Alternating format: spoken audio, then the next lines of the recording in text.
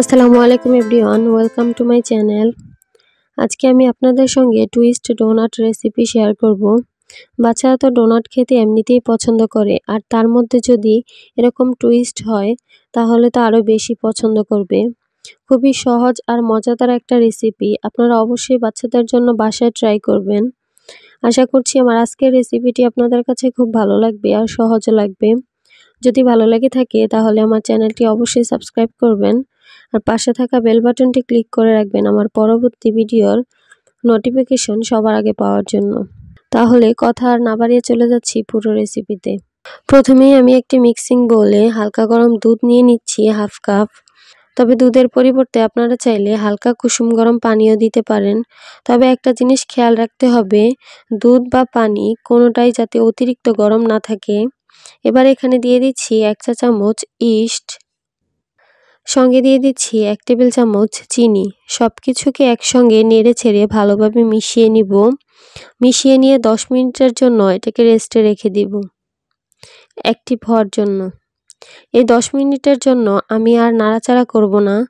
10 minute পর যখন active হয়ে যাবে তখন আমি এখানে দিয়ে দিচ্ছি 1 কাপ ময়দা, 1 টেবিল চামচ দিয়ে দিচ্ছি রান্নার রেগুলার তেল, লবণ দিয়ে দিচ্ছি হাফ চা চামচ বা স্বাদ মতো। এবারে সব কিছুকে আমি প্রথমে নেড়ে ছেড়ে ভালোভাবে মিশিয়ে নিচ্ছি। ডোনাটের জন্য কিন্তু খুব সফট একটা ডো তৈরি করতে হবে। আমি যেই পরিমাণে দুধ আর ময়দা নিয়েছি আমার এই ডোটা একদমই পারফেক্টলি তৈরি হয়েছে। আমার এখানে আর কোনো কিছুই দেওয়া লাগবে না, সব কিছু এভাবে মিশিয়ে নিচ্ছি, হাত দিয়ে খুব ভালোভাবে মথে নিচ্ছি কিছুক্ষণের জন্য। ডোনাটটাকে ফুলকো আর ফ্লাফি করার জন্য কিন্তু এই ডোটাকে খুব ভালোভাবে মথে নিতে হবে। ডোটা ভালোভাবে মথে নেওয়া হয়ে গেলে এবার আমি ডোটাকে একটা র্যাপিং পেপার দিয়ে র্যাপ করে এটাকে এভাবে রেখে দিব 2 ঘন্টার জন্য। 2 ঘন্টা পর দেখতেই পাচ্ছেন এই ডোটা ফুলে একদমই ডাবল হয়ে গেছে। এবার আমি র্যাপিং পেপার সরিয়ে নিচ্ছি আর এই ডোয়ের মধ্যে যে বাতাসটা আছে সেটা বের করে দিতে হবে। এরপরে এই ডোটাকে খুব ভালোভাবে মথে নিচ্ছি। ডোটাকে একদম স্মুথভাবে মথে নিচ্ছি। ভালোভাবে মথে নিলে ডোটা স্মুথ হবে। এই ডোটা থেকে আমি যতগুলো ডোনাট তৈরি করতে চাচ্ছি ততটা ভাগ করে নিচ্ছি। এবার সবগুলো লেচি আমি একটা একটা করে আলাদা করে নিচ্ছি। এবার একটা করে লেচি নিয়ে আমি লেচিটাকে একদমই লম্বা আর চিকন করে নিচ্ছি। এরপর 2 পাশ থেকে এভাবে একটু পেঁচিয়ে নিলেই কিন্তু তৈরি হয়ে যাবে টুইস্ট ডোনাট। 2 পাশ থেকে পেঁচিয়ে নেওয়ার পর মুখটাকে খুব ভালোভাবে বন্ধ করে দিতে হবে। তেলে ভাজার সময় না হলে খুলে যেতে পারে। দেখতেই পাচ্ছেন খুবই সহজভাবে তৈরি হয়ে গেল টুইস্ট ডোনাট। আপনারা কিন্তু চাইলে এভাবে ডিজাইন না করেও ডোনাট যেরকম গোল করে তৈরি করা হয় সেভাবেও তৈরি করতে পারেন। একই রকমভাবে আমি সবগুলো ডোনাট তৈরি করে নিচ্ছি। সবগুলি ডোনাট তৈরি করা হয়ে গেলে এবার আমি এগুলোকে ভাজতে চলে যাব। চুলায় একটি প্যানে পরিমাণ মতো তেল দিয়ে নিয়েছি। তেলটা যখন হালকা গরম হয়ে এসেছে তখন আমি একটা একটা করে ডোনাটগুলি দিয়ে দিব। একসঙ্গে কিন্তু অনেকগুলো করে দেওয়া যাবে না, কেননা এগুলা ফুলে কিন্তু ডাবল হয়ে যাবে। চুলার হিটটাকে মিডিয়ামে রেখে এই ডোনাটগুলিকে ভাজতে হবে। ডোনাটগুলিকে কিন্তু একটু পর পর উল্টে পাল্টে দিতে হবে। ডোনাট হতে কিন্তু খুব বেশি সময় লাগবে না, এগুলো খুব দ্রুতই কালার চলে আসে। দেখতেই পাচ্ছেন এই ডোনাটগুলিতে খুব সুন্দর একটা কালার চলে এসছে, তার মানে আমার ডোনাটগুলি ভাজা হয়ে গেছে। আমি তেল ঝরিয়ে একটা একটা করে ডোনাটগুলি তুলে নিচ্ছি। ডোনাটগুলিকে তুলে আমি একটা ছড়ানো প্লেটে রেখে দিয়েছি কিছুটা ঠান্ডা হয়ে যাওয়ার জন্য। এই ডোনাটগুলো দেখতে যেন আরও বেশি সুন্দর হয় আর খেতেও যেন আরও বেশি মজাদার হয়, তাই এগুলোকে আমি চিনির মধ্যে খুব ভালোভাবে কোট করে নিচ্ছি। একদমই সফট আর তুলতুলে নরম, শুধু বাচ্চারা না বড়রাও এটা খেতে খুবই পছন্দ করবে। আশা করছি আমার আজকের এই সহজ রেসিপিটি আপনাদের কাছে খুব ভালো লেগেছে আর সহজও লেগেছে।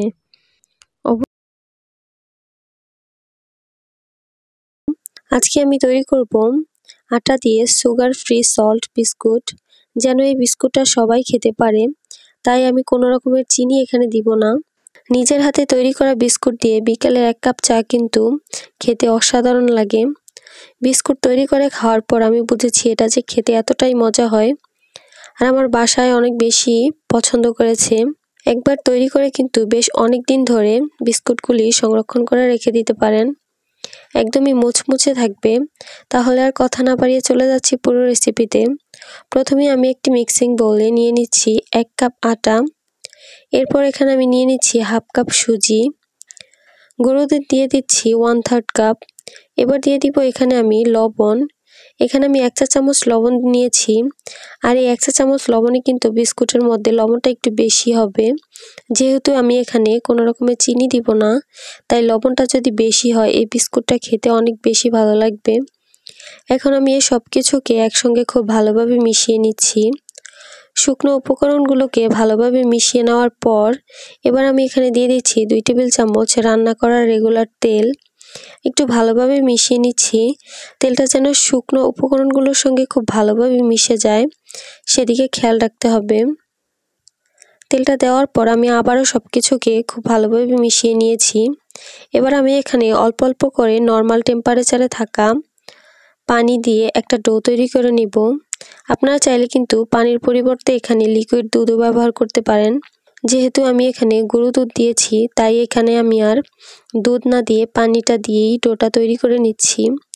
একসঙ্গে পানিটা দিব না, এতে করে ডোটা ঠিকঠাক ভাবে তৈরি হবে না। আমি অল্প অল্প করে দিব আর মিশাতে থাকবো। ডোটাকে কিন্তু খুব বেশি সফট বা খুব বেশি নরম করে ফেলা যাবে না, ডোটা একদমই নরমালভাবে তৈরি করতে হবে। পানির পরিমাণটা আমি বলে দিচ্ছি না, তাই আপনারা দেখে একটু বুঝে নিতে হবে ডোটা কিভাবে আমি তৈরি করছি। ডোটাকে আমি 2 থেকে 3 মিনিটের মতো খুব ভালোভাবে মথে নিব, এতে করে ডোটা কিন্তু সফট হবে আর একদম স্মুথ হবে, তবে অনেক বেশি সফট হবে না। এবার এই ডোটা দিয়ে আমি একটা রুটি বানিয়ে নিচ্ছি। ডোটাকে আমি একটা ছড়ানো জায়গায় রেখে বেলে নিব। যদি মনে হয় ডোটা বেশি আছে তাহলে এটাকে 2 ভাগে ভাগ করেও নিতে পারেন। রুটিটাকে আমি এইভাবে বেলে নিব, না বেশি খুব মোটা হবে না বেশি খুব পাতলা হবে। বিস্কুটগুলো ঠিক আমরা যেরকম রাখতে চাইবো সেভাবেই রুটিটাকে বেলে নিব। তবে রুটিটা খুব বেশি মোটা করে বেলে নিলে বিস্কুটগুলো কিন্তু মুচমুচে হবে না। রুটিটা বেলে নেওয়া হয়ে গেলে রুটির চারপাশের অসমান অংশগুলোকে আমি কেটে স্কোয়ার শেপ করে নিব। চারপাশের এই অংশগুলো আমি আবার রুটি বেলে নিয়ে বিস্কুট তৈরি করে নিব।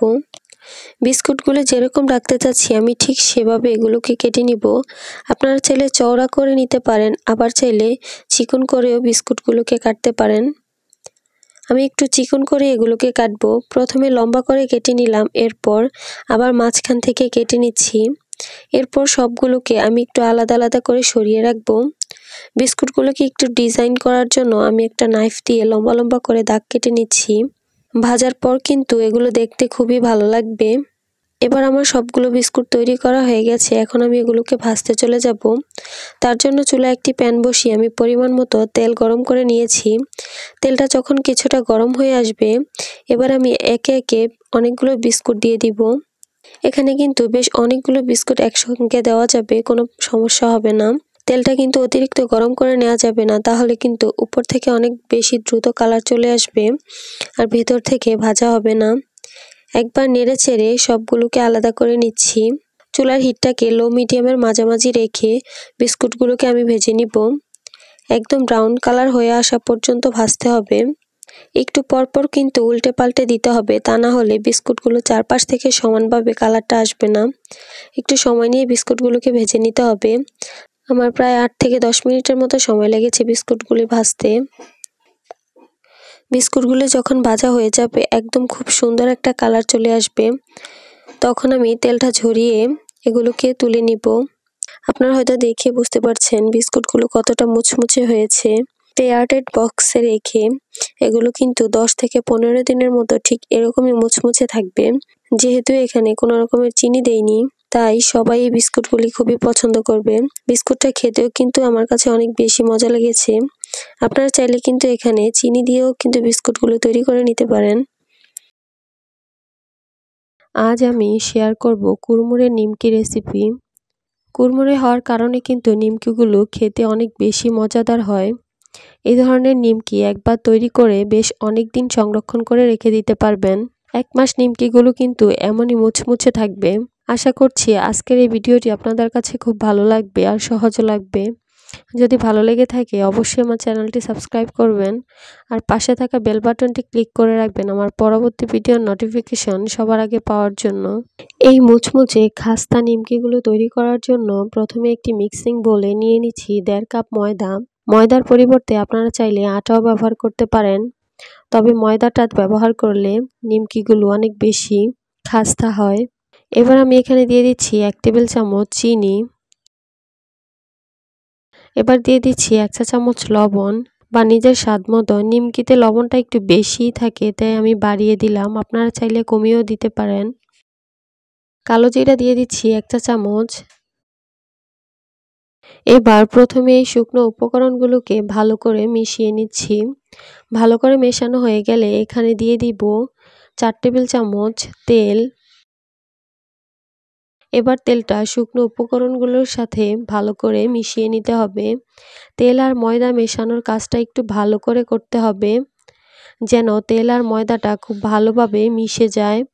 তেল ময়দা ভালো করে মিশেছে কিনা তা চেক করার জন্য কিছুটা ময়দা হাতে নিয়ে চাপ দিলে যদি দেখেন দলা পেকে গেছে তাহলে বুঝতে হবে তেল আর ময়দাটা খুব ভালোভাবে মিশে গেছে। আবার যখন চাপ দিবেন তখন দেখবেন ভেঙে গুঁড়িয়ে যাচ্ছে। এবার অল্প অল্প করে পানি মিশিয়ে একটা টাইট ডো তৈরি করতে হবে। মানে এই ডোটা অনেক বেশি সফট হবে না, কিছুটা শক্ত হবে। একেবারে অনেক বেশি পানিটা না দিয়ে অল্প অল্প করে পানি দিতে হবে আর মেশাতে থাকতে হবে।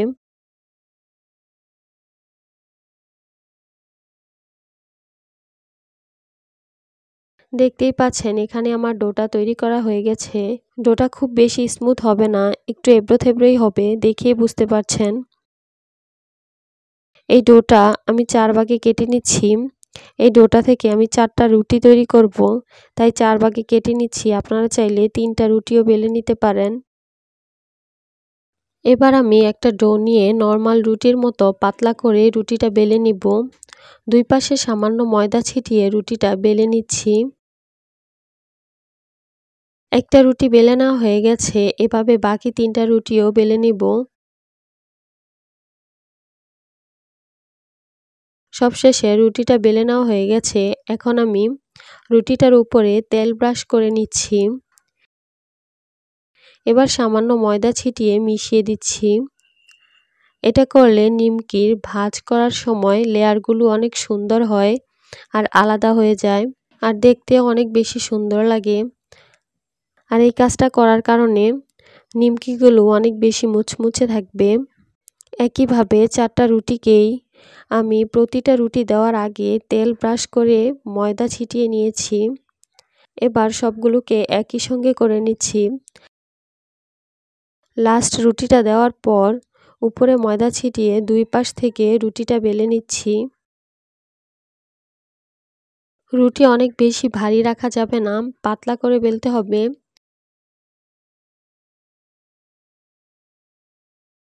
রুটিটা বেলা হয়ে গেলে এক পাশ থেকে ঘুরিয়ে ঘুরিয়ে রোল করে নিব।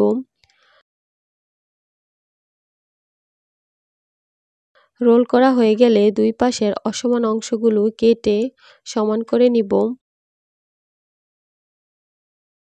এরপর এই রোলটাকে সমান মাঝখান থেকে কেটে নিব। এখান থেকে লেচি কেটে নিব। আমি একটু দেখিয়ে দিচ্ছি কেমন হয়েছে। এভাবে বাকি লেচিগুলো কেটে নিতে হবে। এবার একটা করে লেচি নিয়ে আবারও বেলে নিচ্ছি। আপনারা ছোট বড় যে কোনোভাবে নিমকিগুলো কেটে নিতে পারেন। বেলতে না চাইলে হাতের সাহায্যে চাপ দিয়েও কিন্তু নিমকিগুলো তৈরি করে নেওয়া যাবে। সবগুলো নিমকি তৈরি করা হয়ে গেছে। এখন আমি এগুলোকে ভাজতে চলে যাচ্ছি। চুলায় একটি পাত্র বসিয়ে তাতে পরিমাণ মতো তেল গরম করে নিয়েছি। অতিরিক্ত গরম তেলে কিন্তু নিমকিগুলো ভাজা যাবে না। তেলটা যখন হালকা গরম হয়ে আসবে তখনই আমি নিমকিগুলো একে একে দিয়ে দিব। শুরুতে চুলার হিটটাকে লো মিডিয়ামের মাঝামাঝি রেখেছি 2 থেকে 3 মিনিটের মতো। এক পাশ ভেজে নেওয়ার পর অপর পাশ উল্টে দিতে হবে। নিমকিগুলো একটু সময় নিয়ে ভাজতে হবে, এতে করে নিমকিগুলো অনেক বেশি ক্রিস্পি হবে। নিমকিগুলো একটু পর পর উল্টে পাল্টে দিতে হবে, তা না হলে কুড়মুড়ে হবে না। যত বেশি সময় নিয়ে ভাজবেন নিমকিগুলো তত বেশি ক্রিস্পি হবে। এবং খাস্তা হবে। দেখতেই তো পাচ্ছেন আমার নিমকিগুলোর খুব সুন্দর একটা কালার চলে এসেছে। আমার নিমকিগুলো এখানে ভাজা হয়ে গেছে। এখন আমি এই নিমকিগুলিকে একটা ছাঁকনিতে করে তেল ঝরিয়ে তুলে নিচ্ছি। বাস তৈরি হয়ে গেল একদমই সহজ উপায়ে নিমকি। দেখেই তো নিলেন বাসায় স্বাস্থ্যকরভাবে নিমকি তৈরি করার সহজ রেসিপি। এই নিমকিগুলো বেশি পরিমাণে তৈরি করে একটা এয়ারটাইট বক্সে রেখে প্রায় 2 মাসের মতো সংরক্ষণ করে খাওয়া যাবে। আশা করছি আমার আজকের রেসিপিটি আপনাদের কাছে অনেক ভালো লেগেছে আর সহজও লেগেছে। আজকে আমি আপনাদের সঙ্গে শেয়ার করব ময়দা দিয়ে অনেক দিন সংরক্ষণ করে রেখে খাওয়া যাবে এরকম একটি রেসিপি। আশা করছি আমার আজকের রেসিপিটি আপনাদের কাছে অনেক ভালো লাগবে আর সহজও লাগবে। আর শীতের দিনে এই রেসিপিটি খেতে অনেক বেশি মজার লাগে। চলুন তাহলে কথা না বাড়িয়ে চলে যাচ্ছি পুরো রেসিপিতে। প্রথমে আমি একটি মিক্সিং বোলে নিয়ে নিচ্ছি 1 কাপ ময়দা, তারপর দিয়ে দিচ্ছি স্বাদ মতো লবণ, দিয়ে দিচ্ছি 1 টেবিল চামচ চিনি, হাফ চা চামচ দিয়ে দিচ্ছি কালো জিরা। এবার আমি এগুলোকে একটু ভালোভাবে মিশিয়ে নিচ্ছি। শুকনো উপকরণগুলো মেশানো হয়ে গেলে এবার আমি এখানে দিয়ে দিচ্ছি 1.5 টেবিল চামচের মতো রান্না করা রেগুলার তেল। তবে তেলের পরিবর্তে আপনারা চাইলে এখানে ঘিও ব্যবহার করতে পারেন। তেল দেওয়ার পরে খুব ভালোভাবে হাতের সাহায্যে এগুলোকে মিশিয়ে নিতে হবে। যত ভালোভাবে মেশানো হবে ততটাই আজকের নাস্তাটি পারফেক্ট আর মুচমুচে হবে। ভালোভাবে মেশানো হয়েছে কিনা তার জন্য আমি কিছুটা ময়ান হাতে মুঠো করলে যখন দেখবেন একদম দলা পেকে গেছে, আবার একটু চাপ দিলে ভেঙে গুঁড়িয়ে গেছে, তখনই বুঝতে হবে তেলটা একদমই পারফেক্টভাবে ময়দার সঙ্গে মিশে গেছে। এবার এখানে আমি নর্মাল পানি দিয়ে একটা ডো তৈরি করে নিব। আমি এখানে ডোটাতে অল্প অল্প করে পানি দিব, পানিটা একসঙ্গে দিব না। ডোটা মোটামুটি শক্তই হবে। ডোটা আমার এখানে তৈরি হয়ে গেছে। আমি আবার 2 থেকে 3 মিনিটের মতো এটাকে খুব ভালো করে মথে নিচ্ছি। এবার আমি এই ডোটাকে একটা ভেজা কাপড় দিয়ে, কিন্তু নিংড়ানো থাকবে কাপড়টা, ঢেকে রেখে দিব 10 থেকে 15 মিনিটের জন্য। 10 থেকে 15 মিনিট পর আমি ডোটা থেকে কাপড়টা সরিয়ে নিয়েছি। এবার আমি এই ডোটাকে একটা বোর্ডের উপর নিয়ে লম্বালম্বি করে কেটে নিচ্ছি। আমি এখানে 5টা ভাগে ভাগ করে নিচ্ছি। তারপর এখান থেকে একটা ডো নিয়ে আমি একটা রুটি বেলে নিচ্ছি। ছোট করে আমি এখানে এরকম একটা রুটি বেলে নিয়েছি, আর এভাবেই আমি এরকম 5টি রুটি বেলে নিব। আমার এখানে সবগুলো রুটি বেলা হয়ে গেছে। এবার আমি প্রথম রুটিটার উপরে কিছুটা তেল ব্রাশ করে নিয়েছি, তবে অতিরিক্ত বেশি তেল দেওয়া যাবে না। তার উপর আমি কিছুটা ময়দা ছিটিয়ে দিচ্ছি। তারপর তেল আর আটাটাকে আমি খুব ভালোভাবে রুটির মধ্যে ভালোভাবে হাত দিয়ে মাখিয়ে দিচ্ছি। তারপর এখানে আমি আবারও আরেকটা রুটি দিয়ে দিচ্ছি। তারপর একইভাবে আবারও ময়দা তেল ব্রাশ করে নিচ্ছি। এভাবে করে আমি সবগুলো রুটিতে এভাবে লাগিয়ে নিব। একটার উপর একটা রুটি লাগানো হয়ে গেলে এভাবে 5টি রুটি আমি একটা ছড়ানো জায়গায় নিয়ে নিচ্ছি। এবার আমি একটা বেলুনি দিয়ে আবারও এটাকে রুটি বেলে নিব।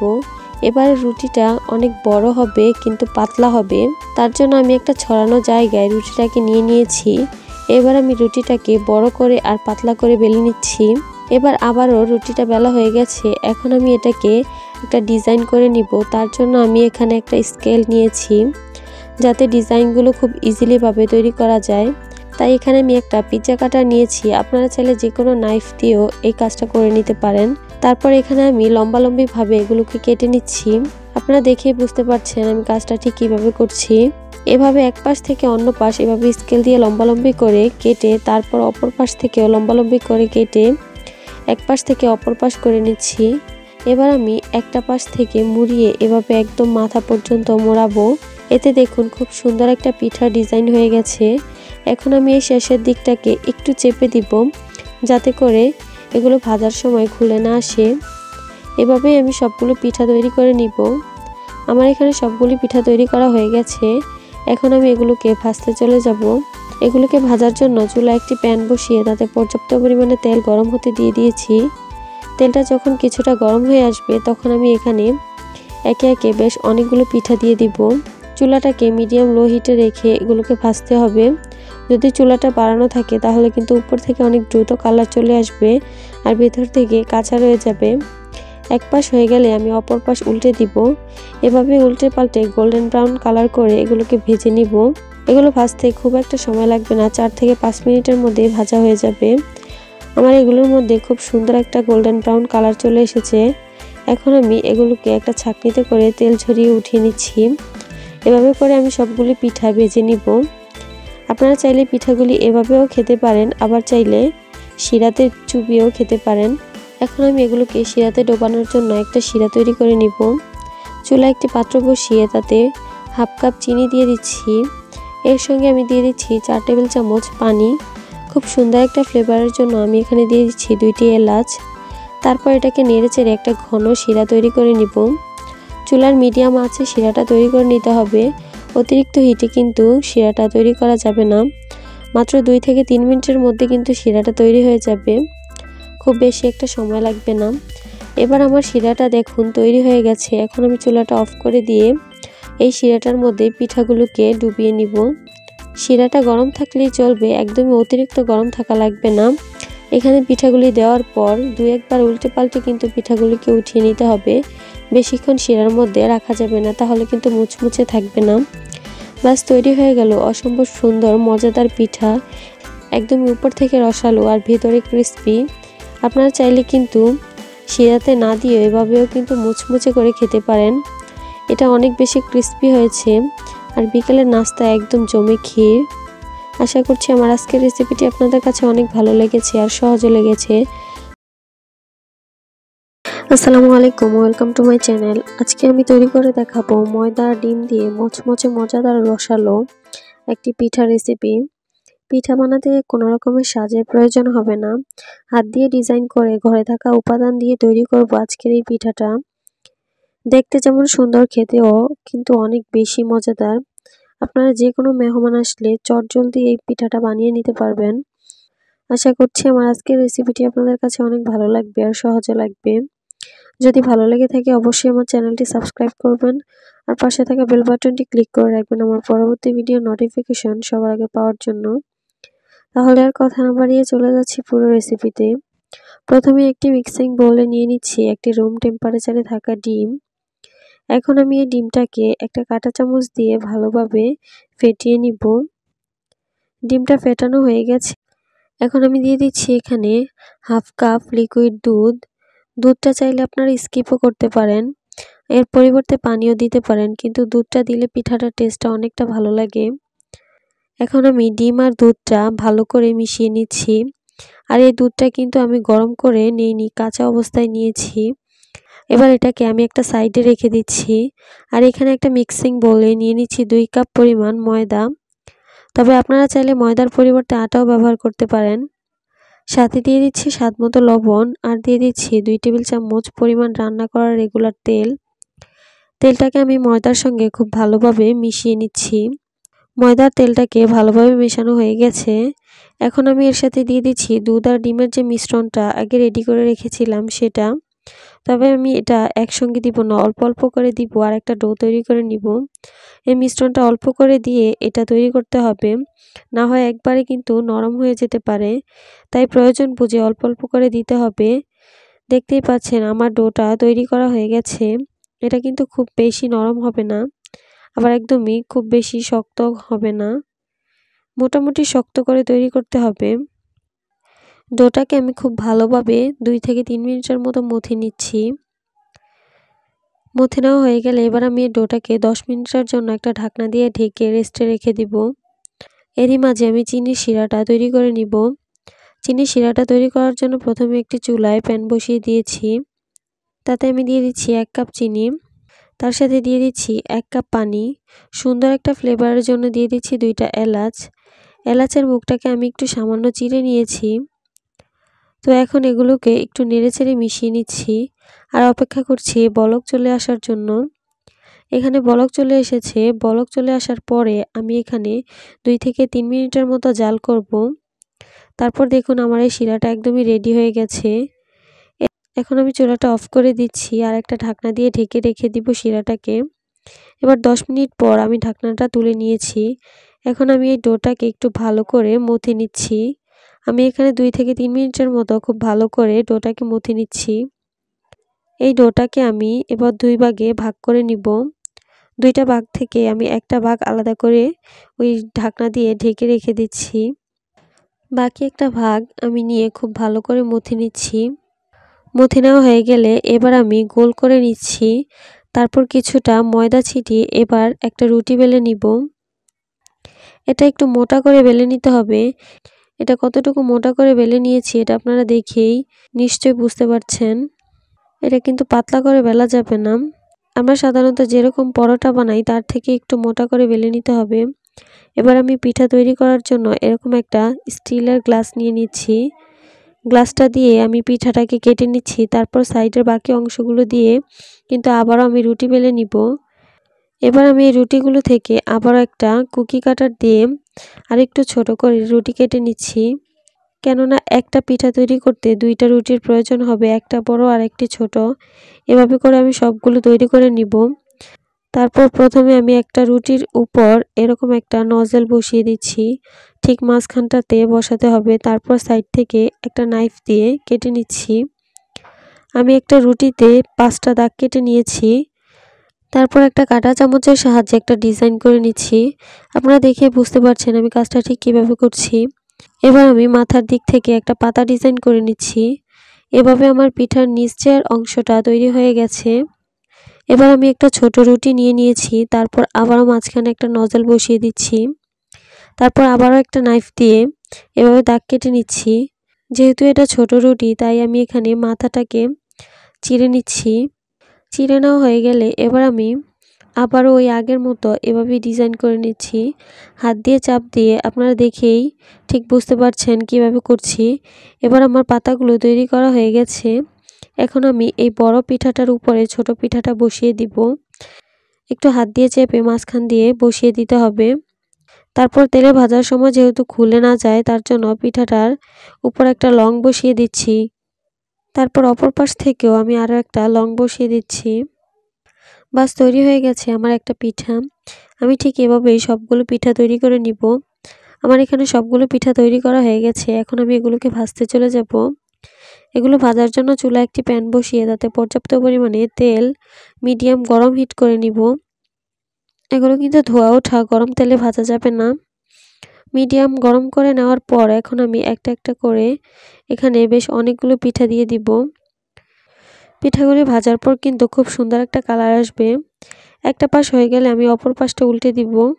একটু পরপর নেড়েচেড়ে দিতে হবে আর একদম চুলার আঁচটা লোতে রেখে এগুলোকে গোল্ডেন ব্রাউন কালার করে ভেজে নিব। দেখতেই পাচ্ছেন আমার এখানে খুব সুন্দর একটা কালার চলে এসেছে। এখন আমি এগুলোকে একটা ছাঁকনিতে করে তেল ছড়িয়ে উঠিয়ে নিব। এভাবে করে আমি সবগুলো পিঠা ভেজে নিব। সবগুলি পিঠা ভেজে নেওয়ার পর আপনারা চাইলে এভাবেও খেতে পারেন, আবার চাইলে শিরাতে দিয়েও খেতে পারেন। এখন আমি চিনি শিরাটাকে একটু গরম করে নিয়েছি। খুব বেশি ধোয়া ওঠা গরম না, মিডিয়াম গরম করতে হবে। এবার আমি কয়েকটা করে পিঠা দিয়ে আধা মিনিটের মতো উল্টে পাল্টে নিব।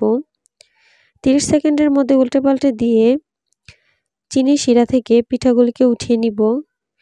সবগুলি পিঠা আমার চিনি শিরাতে ডুবানো হয়ে গেছে। এভাবে আমি সবগুলো পিঠা চিনি শিরাতে ডুবিয়ে নিব। আমার এখানে সবগুলি পিঠা তৈরি করা হয়ে গেছে। এখন আমি আপনাদেরকে পরিবেশন করে দেখিয়ে দিচ্ছি। পিঠাগুলি দেখতে যেমন সুন্দর হয়েছে খেতেও কিন্তু অনেক বেশি মজাদার হয়েছে। অতিথি আপ্যায়নে আপনারা একদম ঝটপট এই নাস্তাটি তৈরি করে নিতে পারবেন। আপনারা অবশ্যই বাসায় ট্রাই করবেন আর আমাকে কমেন্টস করে জানাবেন কেমন লেগেছে। আশা করছি আমার আজকের রেসিপিটি আপনাদের কাছে ভালো লাগবে আর সহজও লাগবে।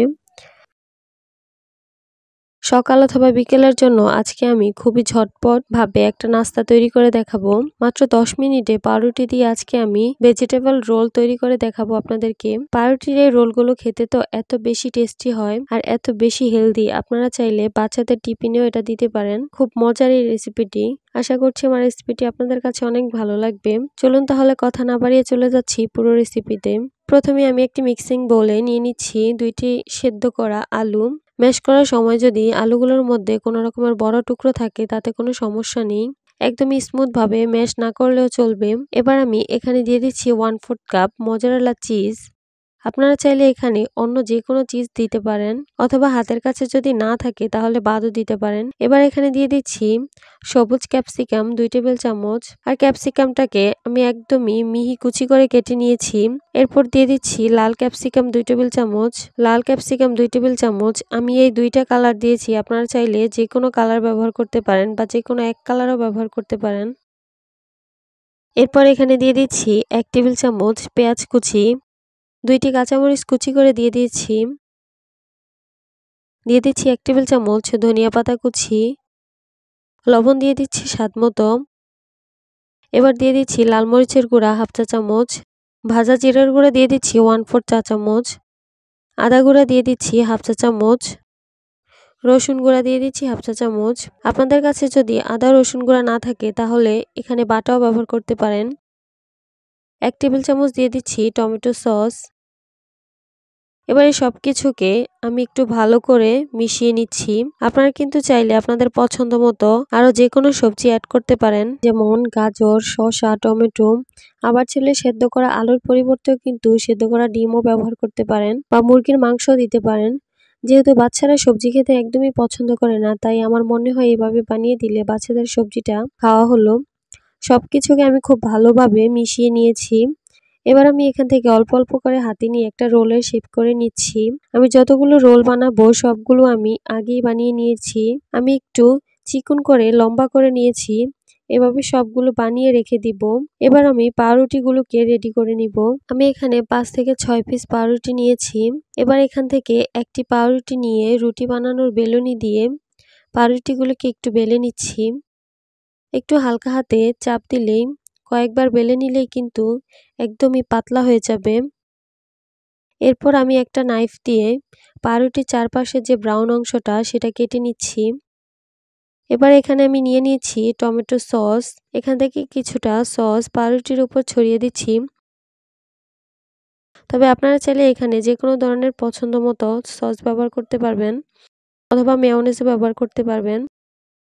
এবার আলু আর সবজির মিশ্রণগুলো থেকে একটা রোল বানিয়ে রেখেছিলাম যে সেটা দিয়ে দিলাম। এবার আমি পাউরুটি দিয়ে মুড়িয়ে রোল তৈরি করে নিচ্ছি। রোলটা বানানো হয়ে গেলে এবার আমি এভাবে হালকা হাতে প্রেস করে নিব। আর এভাবে প্রেস করে নিলে পাউরুটির 2টা সাইড ভালোভাবে বন্ধ হয়ে যাবে। এতে করে খুলে যাওয়ার আর কোনো চান্স থাকবে না। আমি এভাবে বাকি রোলগুলোকে তৈরি করে নিচ্ছি। এরপর আমি এগুলোকে ভাজতে চলে যাব। রোলগুলোকে আমি ডিপ ফ্রাই করব না, শ্যালো ফ্রাই করব।